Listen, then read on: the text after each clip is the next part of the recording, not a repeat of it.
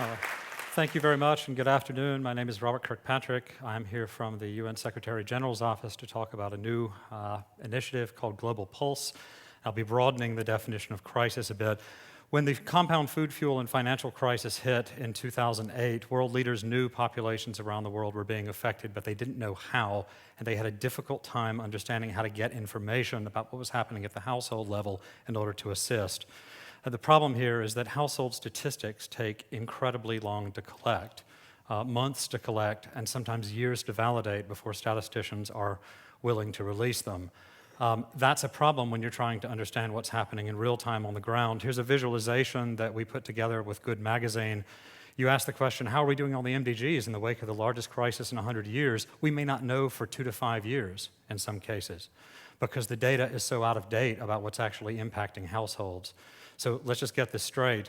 We make, in the private sector, investment decisions using real-time information. When it comes to global crises, we're investing trillions, and we're using data that is 2 to 5 years old. That's the way the development world works today. It seems a bit absurd. How would you buy stocks today, in individual stocks today, if all you had was the Dow Jones Industrial Average and your data series ended in 2008? It's a bit like that at this point. We need real-time information to make evidence-based decisions. So there's this information gap. You see this pattern, Haiti is a perfect example, where human welfare was improving, and then a crisis hits. There's a period where people start adapting to it, and then the harm begins, and you see this loss of development gains. We don't have data in the middle there on what's happening at the household level, and the consequences can be tragic. If you find out today that families in a community were pulling kids out of school to work in markets because there wasn't enough food on the table at night, those kids are never going back to school. The damage is done. If you can find out in weeks or months, you can still intervene and make a difference. But even as the crisis was unfolding, the world has changed in some extraordinary and wonderful ways. We can now get data that we couldn't get before, and many of you here in the audience today have been part of that revolution. It's very exciting. In recognition of what had changed in the world, as well as this emerging need revealed by the crisis, in April of last year, the G20 called on the Secretary General to develop a solution to this problem, that we need a way to use real-time data to assist populations in crisis.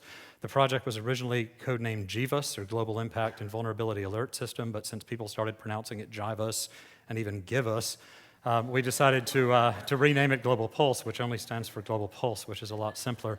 Our vision is to close the information gap. We have to use real-time information to close this gap. We know it's out there, but we have to find the patterns in it and make it actionable.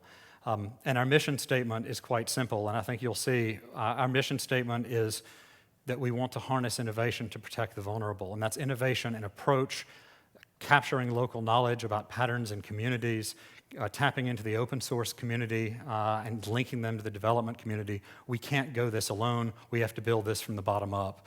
So what would it mean then to be able to understand what's happening in that critical window in real time, where we could see the beginnings of collective shifts in behavior that could tell you a population has begun to experience hardship, but irreversible damage has not yet been done? What we see, if we can find those patterns, is that there's an extraordinary opportunity. Even in the developing world, people are generating this kind of information exhaust now with the greater availability of mobile phones and services in the cloud. We're seeing it spread across the world. We know there's so many patterns out there if we can learn to detect them. And we want to use an approach that's been used by public health for a long time, syndromic surveillance. Detect anomalies, activate these feedback loops in the communities, and go in there and investigate and do that household survey, because you can't afford to do it in every province all the time proactively. What we're doing about this is 3 things. 1, we're pulling together UN expertise for analysis. 2, we're building a reference architecture to define how the existing tools could integrate. And 3, we're going to be working on building human capacity to do real-time monitoring at the country level. So our framework, we've got 39 early warning systems just within the UN. Most, as you can imagine, are pretty siloed. We're going to learn new techniques to fuse that information with real-time data and then new models for prediction. We're going to be defining a reference architecture in a very open way through a series of bar camps and other events. We want to get to the point that we can bring together teams from around the world to collaborate and integrate all these different tools, the Ushahidis and Swift Rivers and OSMs, to make a difference. And finally, we're going to implement on the ground capacity building programs to train the best and brightest minds in the developing world how to use these new technologies to develop the capacity for crisis resilience. Thank you very much.